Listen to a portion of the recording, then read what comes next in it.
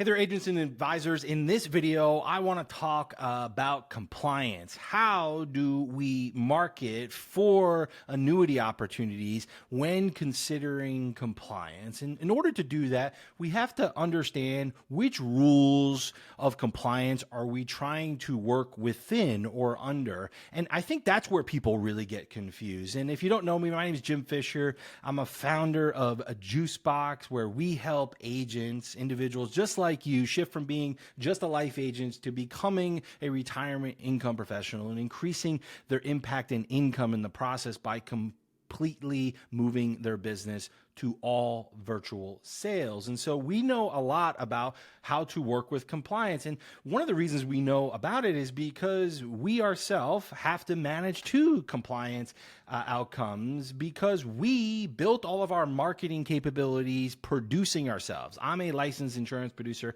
I have a team of insurance producers, and I also own a registered investment advisory that's regulated by the SEC. And so I certainly know what you're up against from a compliance standpoint. And so what is important to know is that when we are marketing to generate opportunities for annuity outcomes, we are marketing considering the regulation of state insurance commissions.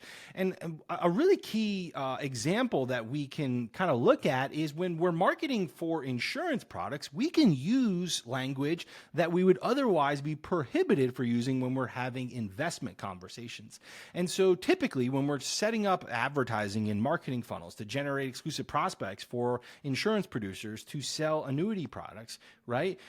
We're considering what are the regulatory frameworks around insurance. And so the fact is that we can use considerations around guarantees and taxes and all these things that may easily be true for insurance products that we can't necessarily speak to generally when talking about investment conversations. Like when, we're not giving investment advice, certainly in our marketing, or we can't act as if we are, or allow the prospect to think that they might be receiving it when they're not. And so this is what really matters. We have to consider which rules are we playing by. And one of the metaphors that I would like you to think is that it's a lot like sports, right? In sports, like there are multiple games that are played with a ball, right? And your goal is to get the ball in the net and score points. And that's how you win the game, right? You score enough points to win the game. And so think about this. If you were playing soccer, right, in that sport, the rules say that you kick the ball with your feet into the net to score points. Now, see, in basketball, the rules are different. There's still a ball and there's still a net, and we got to get the ball in the net. But see, in basketball, we're using our hands to get the ball into the net. And so imagine someone telling you, the soccer player, that, hey man, I think you could score more points if you just use your hands. Well, the soccer player would respond and say, actually, that's against the rules. I'm not allowed to use my hands unless I'm the goalie stopping the ball from going in the net. But generally, to score points, I can't use my hands. Whereas in basketball, that's all you use is your hands. You don't use your feet. You see, the game is different.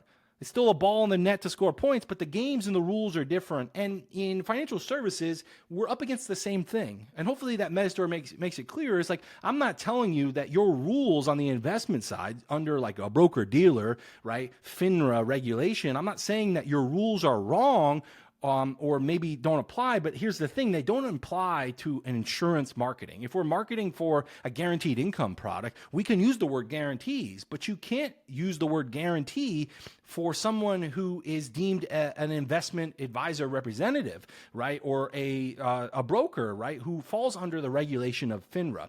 And see, we're not trying to avoid compliance. We're just complying to a specific set of rules. And I think that's where the confusion comes in. And so it's important to understand and know the difference. And so if you are subject to a compliance function, a department that is driven by FINRA compliance, then typically you would have problems with using our insurance-based marketing. I say insurance-based in that we're marketing for insurance product outcomes. So the language that we often use, the words that are in our marketing are allowed under insurance regulation, but they aren't allowed under a FINRA-driven compliance framework. And so if you kind of have a unified compliance function, right? If your broker-dealer controls your insurance marketing compliance, then you won't be able to use our marketing.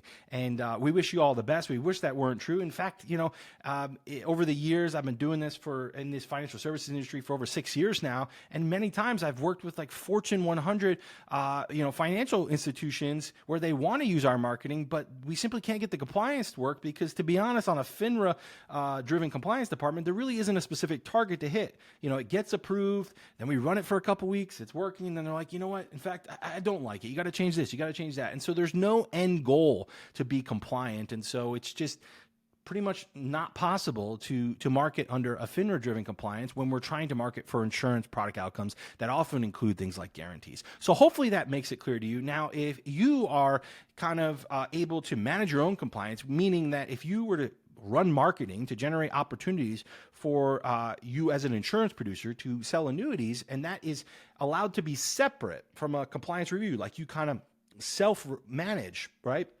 Which on the insurance side, that's what you are responsible for your own compliance requirements given your state licensing, right? If you are able to manage your own compliance from a marketing standpoint on the insurance side, then you could probably use us. If you have to submit all of your marketing on the insurance side through your broker-dealer compliance that's driven by FINRA, then it probably won't work. Now that you know, the decision is yours. Depending on maybe when you try to work with us, you submit an application, you answer that question. This video hopefully is answering why we said good to go, good to have a conversation, or why we said, hey, we probably can't work together. And that's not because we don't want to, not because it's not ethical, not because it's in the gray area, because insurance rules around marketing are different than FINRA ones. And we're not subject to the FINRA rules. We're just playing by the insurance regulatory framework. Now you know. Cheers.